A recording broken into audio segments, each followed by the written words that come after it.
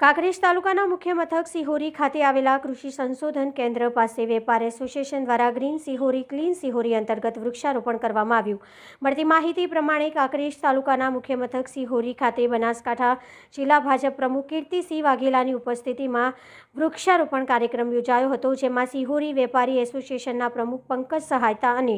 MS brothers Bharat ઉપરના મહેન્દ્રભાઈ જોશી અને સુરેશભાઈ જોશી સાથે સિહોરી સરપંચ શાંતુનાભા ડાભી, કૃષિ સંશોધન કેન્દ્રના જયદીપ દેસાઈ, એગ્રીકલ્ચર અધિકારી જયેશ ગોસ્વામી, દિનેશભાઈ ઠક્કર, હીરાભા ડાભી, ગણપતલાલ પ્રજાપતિ, નાનુભાઈ પંડિત, સિહોરી પોલીસ સ્ટેશનના PI મેહુલ કોટવાલ, કાંકરેજ તાલુકા વિકાસ અધિકારી AM પંડ્યા, કાશીરામભાઈ જોશી, અમરસિંહ ડાભી, પિયુષભાઈ ઠક્કર સહિત મોટી સંખ્યામાં વેપારીઓ જોડાયા હતા અને વિવિધ રીતે શાસ્ત્રો પ્રમાણે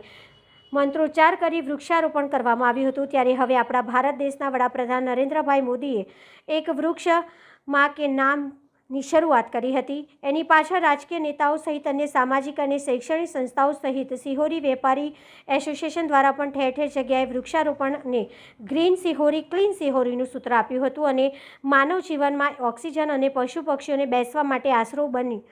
મળે એવા ઉમદા પ્રયત્નો કરી વૃક્ષારોપણ કાર્યક્રમ યોજાયો હતો। અહેવાલ જયંતિભાઈ ઠક્કર, સિહોરી, કાંકરેજ।